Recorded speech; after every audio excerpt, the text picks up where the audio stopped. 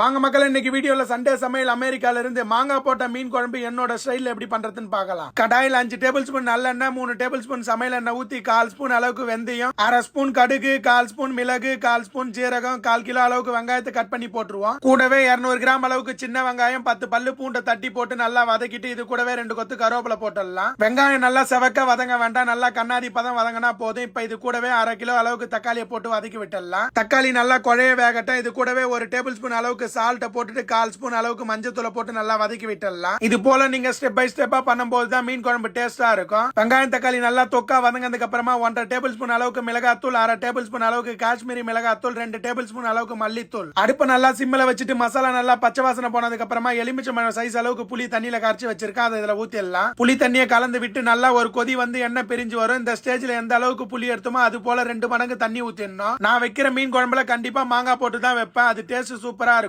மாங்காய் போட்டு ஒரு கொதி வந்ததுக்கு அப்புறமா அடுப்பை நல்லா சிம்மில வச்சிருங்க. மாங்காய் வேகட்டும். இப்ப மீனை கழுவி வச்சிருக்கேன். குழம்பு நல்லா கொதிச்சு பச்சை வாசனை எல்லாம் போய் எண்ணெய் பிரிஞ்சு வந்திருக்கு. மாங்காவும் நல்லா வெந்துருச்சு. இந்த ஸ்டேஜ்ல நம்ம மீனை போட்டுருவோம். மீனை போடும் போது குழம்பு நல்லா ஹை ஃபிளேம்ல இருக்கணும். மீனை போட்டு ஒரு கொதி வந்தது குழம்பு ஆஃப் பண்ணிடுங்க. குழம்பை இறக்கி நல்லா மூடி போட்டு 1/2 மணி நேரம் அப்படியே வச்சிடுங்க. இப்ப மீன் குழம்பு ரெடி ஆயிடுச்சு. நம்ம ஊர்ல இந்த மீனுக்கு என்ன பேருன்னு சொல்லிட்டு மறக்காம கமெண்ட் பண்ணிடுங்க.